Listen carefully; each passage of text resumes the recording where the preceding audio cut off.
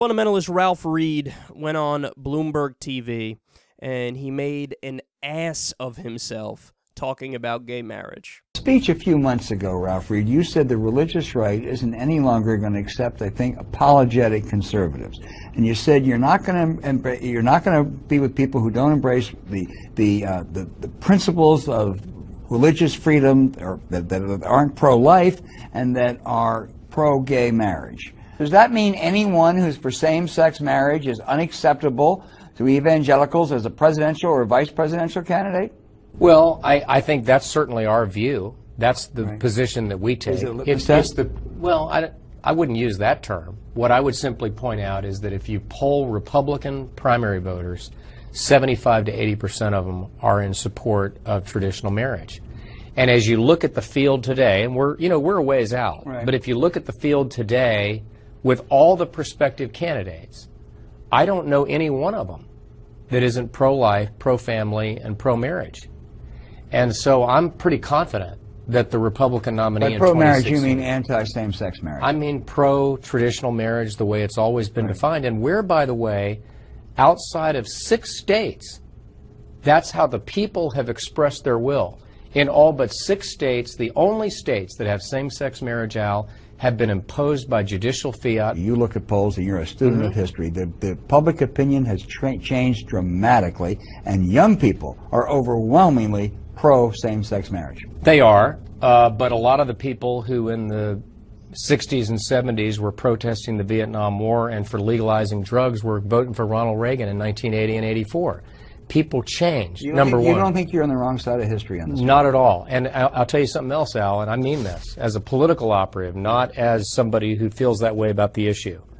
First of all, people are overstating the polling. You look at the Politico poll that was done about 3 weeks ago, and of voters who are likely to vote in battleground states and districts in 2014, it's 52-48 on my side.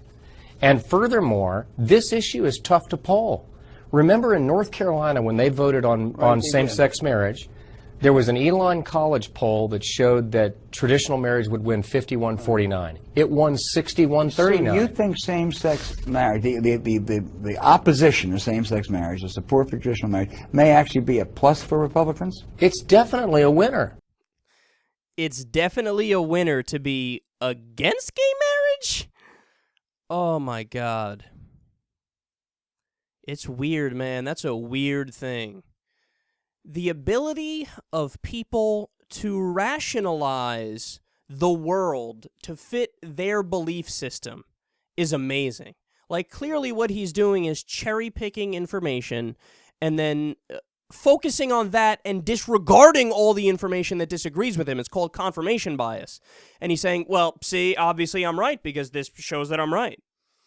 But you're clearly twisting the world into what you want it to be, not what it actually is. That's so sad. It's so sad because you're not being objective.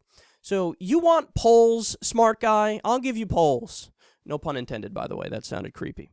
So there was a Pew poll on March 10th, 2014. They found that 54% of the American people favor gay marriage, including 61% of young Republicans. Even young Republicans are with us on this one, okay?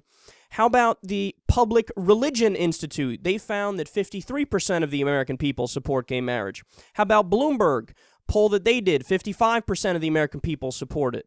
CBS, 56% of the American people support gay marriage. USA Today, 55%. Washington Post, 59%. But most importantly, Gallup. Now, why do I say most importantly? Because take a look at this chart here.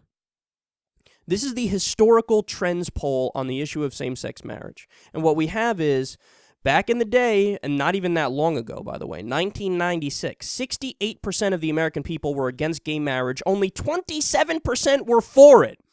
Fast forward to today, the lines have completely changed. The trends are going completely in the other direction. 55% of the American people support gay marriage. 42% oppose it. Guess what? That's only going to go more and more in our direction.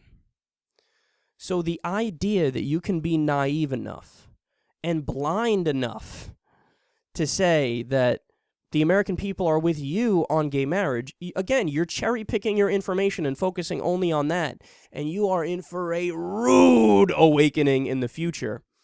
And look, man, it's just one of those things where reality does have a liberal bias. Got to give credit to Stephen Colbert. He came up with that line. But on this issue, on other social issues, it's the same thing. Reality has a liberal bias. And people like Ralph Reed, the culture war is over. We won. He doesn't know it, but he's going to know it soon because not that long ago, we did only have, 5 states, 6 states, 7 states that had gay marriage. Now we have, I think the number is 17, and that's growing. It's safe to say almost on a daily basis. Like every once in a while, sometimes back-to-back days. It did happen back-to-back days one time. One state falls, then another state falls. And it's a mix of things for judicial purposes, for direct ballot initiative. But eventually there will be gay marriage on a federal level. It's just as inevitable as interracial marriage was in the 1970s.